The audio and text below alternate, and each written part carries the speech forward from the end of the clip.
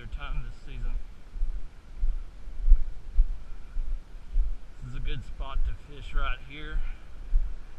You'll notice over there that there are some cattails about the middle of the lake, and then you'll notice that there's no vegetation between those cattails and the shoreline here.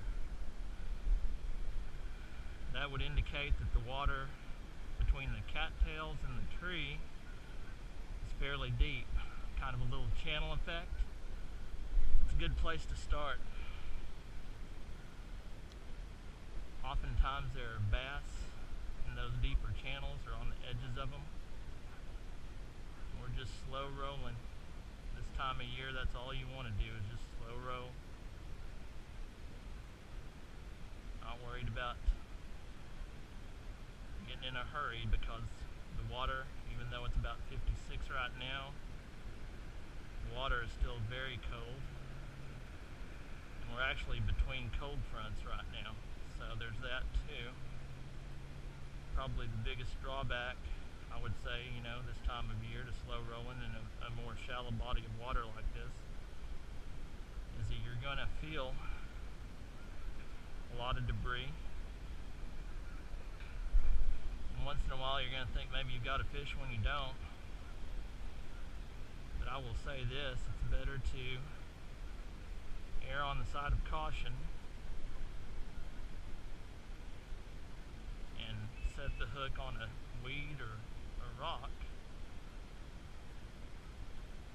Better to do that than to miss a fish. So regardless of who's around or whether or not it might embarrass you a little bit, if you think you got something, go ahead and set the hook.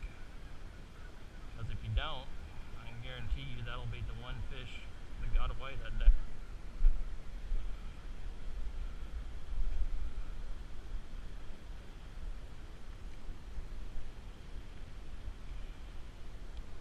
Sometimes when you cast out this time of year, you don't even want to start reeling in right away. Sometimes I'll count in my head to about 30 before I ever start moving the bait, because fish don't want to work for it this time of year. They're cold-blooded animals. So when the water temperature gets down into the 40s, I'm sure it's probably in that neighborhood, because we've had some really cold days here lately. You basically want to set it up to where they have to do as little work as possible.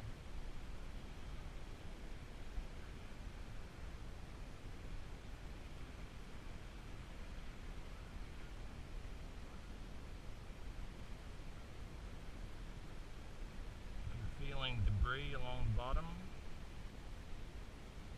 you're doing it right.